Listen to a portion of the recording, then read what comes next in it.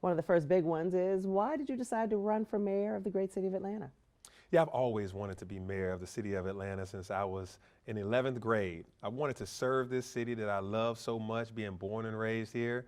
And so I decided right now is the right time for me to run for mayor, someone that can manage all of these competing interests that we have in the city at this time. This is a critical point, a critical juncture that needs someone with the experience that I have. And so I'm running to make sure that this city is well run, but well run for everybody. I want to make sure this city gives everyone a great quality of life. And I think that this time you need a mayor that has inclusivity and capability and integrity all at the same time. What's the first issue you would want to tackle as mayor of the city of Atlanta? Yeah, the very first issue that's on everybody's mind is public safety, the crime wave that we have. Right now, make no mistake about it, there is a crime spike. But the goal that I have is to make sure that this is not the new normal, that the city of Atlanta will get this crime wave under control. And so I have a 4-point plan. It's called the Safe Streets Atlanta plan that I've published and have done press conferences over so that people know that I have a very serious plan that is a balance between safety and justice. And we're going to be smart on crime to make sure that we resolve the issues, but that we also have 21st century training so that our police officers are capable of de-escalating crime and also being racially sensitive. Let's get a little bit more into that plan. So how would you make that happen? Yeah, so the S is to surge to hire 250 more officers in the very first year and to get to 400 officers by the second year. This is going to take an active, aggressive recruiting model to be able to attract officers that are already in other jurisdictions and also to send other officers through training. But they're going to all be trained, every APD personnel now and going forward, on racial sensitivity, de-escalation, and also conflict resolution. The A is to arrest the gang leaders that are preying on our youth. The F is to have a task force that goes out with the GBI, the ATF, and DEA to get these gun traffickers out of our communities because there's too much gun violence. But we want to have a task force that also deploys specialists to homelessness and mental health cases where people they don't need a police for that. We need non-sworn officers to deal with that while our police deal with violent crime. And then the E is to empower APD to have community-based policing, officers getting out of their cars, walking the beat, walking around the gas stations and grocery stores and convenience stores to make sure that there's a presence of officers, having them live in the city that they serve by being able to give incentives to keep officers able to afford housing in this city. And then, of course, youth engagement. Lots of youth crime is occurring. And so if we get interventions and activities for youth, then we will get this crime wave down. We know the COVID-19 pandemic really has caused problems with just keeping the city of Atlanta running and all the arms of business moving. What do you think you will do to continue the recovery efforts and help Atlanta move through this phase of this horrible pandemic? Yeah, this pandemic has really costed us a lot, whether that's in lives, in productivity, in our actual psychology, in our health. It's really challenged a lot of people personally, but also the government. You look at businesses, most businesses have now hiring signs on them at the airport and convenience stores, restaurants, everywhere, and the city is no different. Our public works department is down staff, our police department is down, transportation, so your basic city functions are having trouble operating because we have individuals that are not coming back to work, and we're giving out incentives now to get them to come. I was the council member that made us go to $15 per hour minimum wage in the city, and we did that without increasing taxes. But now we have to attract people to come to work for the city just to be sanitation workers, to be able to fill potholes. So I will be the recruiter in chief. I believe that the city of Atlanta needs a mayor that will be on TV, on radio, going to all places saying, come work for the city that you live in. There's honor and dignity in working for the city of Atlanta, and great pay with benefits, and also a mayor that you can trust. That's what I'm gonna do. I've done it before in business, and I can do that as mayor. Let's talk about Buckhead. Okay. Everyone, really concerned about what could happen here. You have people who want to break away from Buckhead. And we just had another incident of violent crime there just in the last week, I'll say. And then you have people who don't think it's a good idea because that money that Buckhead brings to the table is very important in running the city of Atlanta. Where do you stand, and how do you plan on fixing this problem of Buckhead wanting to move away? Yeah, we can't have Buckhead leave. I want Buckhead to know that the city of Atlanta values you, and the mayor of the city will be the mayor of the entire city of Atlanta, Buckhead included. I've lived in Buckhead, Southwest Atlanta, Midtown, and Northwest Atlanta.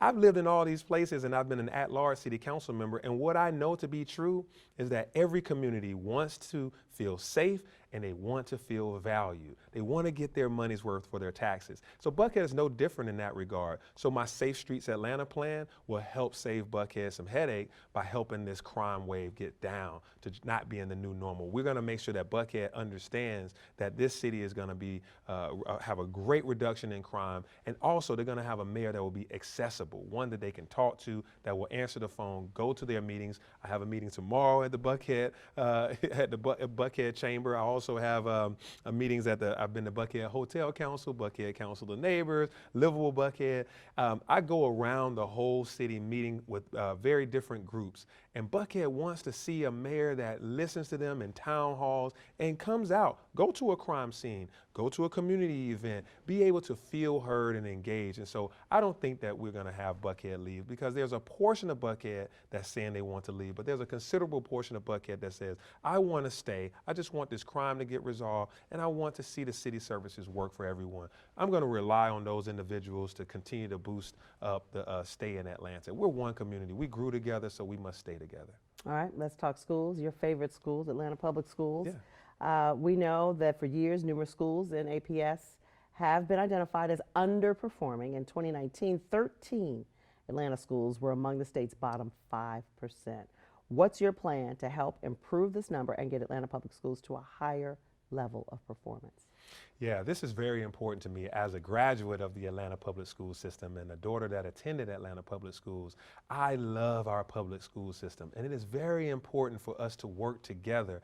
You'll see some candidates and some people say, well, the school system is a separate entity from the city, so they have to make sure that they do better, et cetera. But I know that the community outcomes are tied, the educational outcomes are tied to community outcomes. An unhealthy community where there's a food desert, where there are limited after-school activities, where parents don't have great jobs and opportunities they're working 2 and 3 jobs, and so they can't go to the PTA meeting, they can't be available for parent-teachers conferences.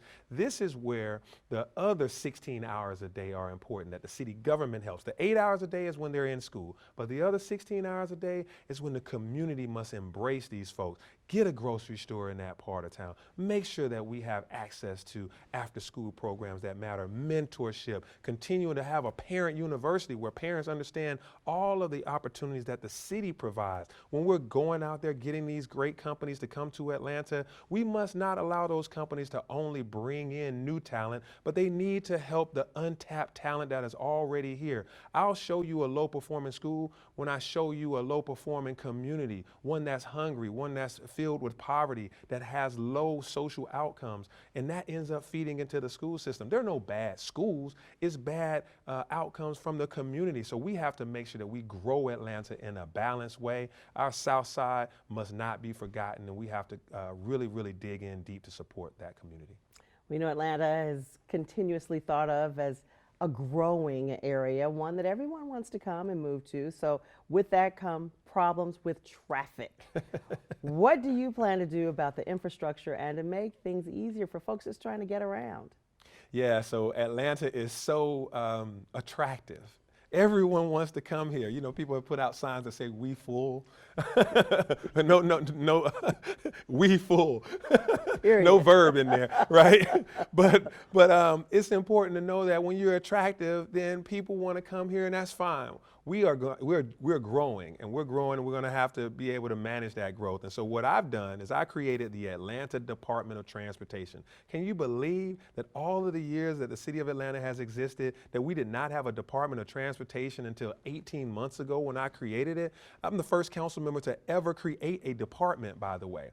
And so this Department of Transportation is making sure that we're aligned on our future. So now projects are actually getting done, like paving and things in certain roads like Cascade Cascade Road, DeKalb Avenue, where we're making a complete street with sidewalks, with bike lanes, and we're also improving MARTA. We're going to expand MARTA to the one day. My goal is to make sure that MARTA is free for everybody. That's going to be great for equity and great for the environment. And the way you start that is with our senior citizens first and our school kids to be able to go where they need to go for free. That will get people out of their cars, because cars is what causes traffic.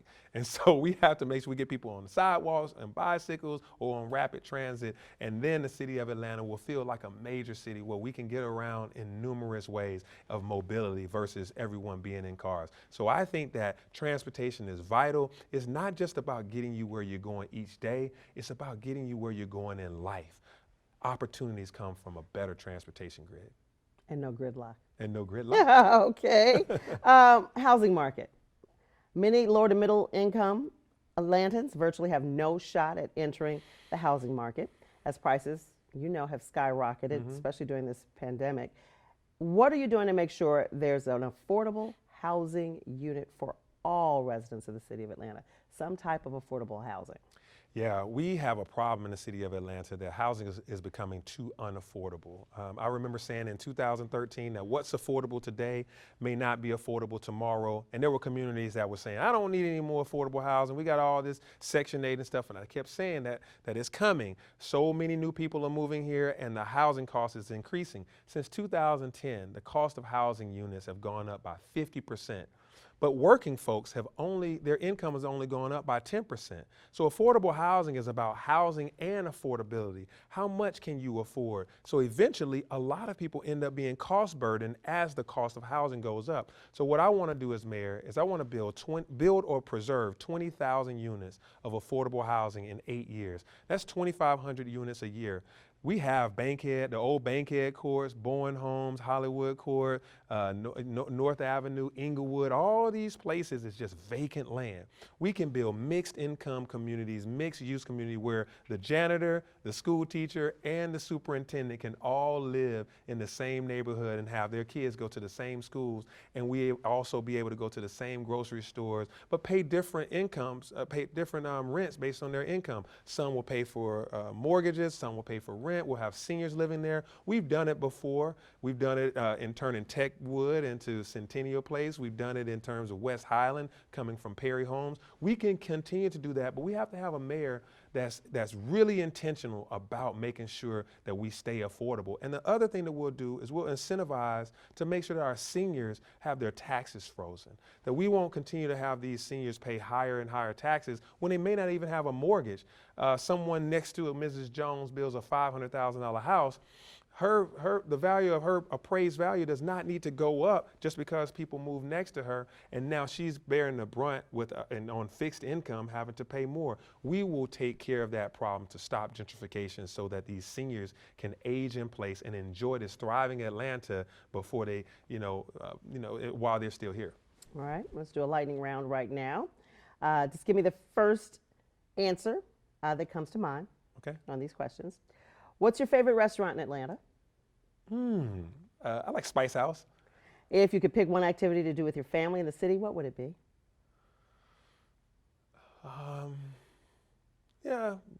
Walk the Beltline.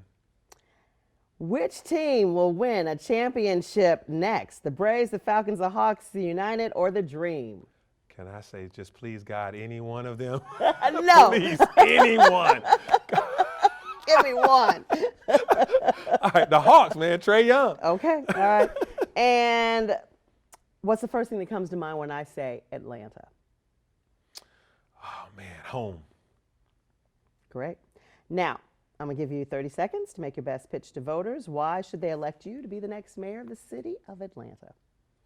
Yeah, I'm a native of Atlanta that loves this city, and love to me ought to look like something. And for me, it looks like service. It looks like work. I'm an engineer, so I like to solve problems and fix things. And the problems of the city of Atlanta need some specific attention. Someone who knows how to get things done, but also knows how to do it in an inclusive way. Bring people together. I draw circles. I don't draw lines. I know how to bring folks together to solve these problems. And we're going to need everyone at the table. And that's why my experience as an engineer, as a nonprofit leader, as a city council member, as a father, as a deacon of a church. I bring so much to bear, and my care for the city of Atlanta will always make you proud. Integrity is at the hallmark of all that I do, so all that our government will do, so that we will make sure that we run it ethically and professionally each and every day.